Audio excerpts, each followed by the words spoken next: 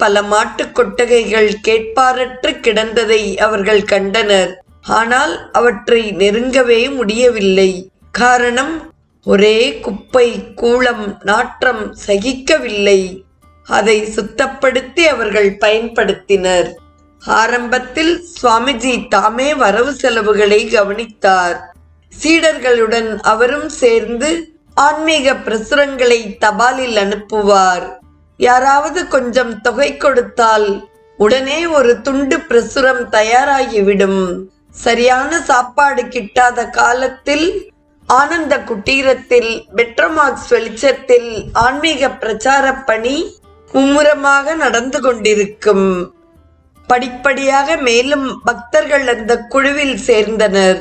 அனைத்தையும் இறைவனது பிரசாதமாக அவர் ஏற்றார். 1936 வருடம் ஜனவரி 13 தேதியன்று தெய்வீக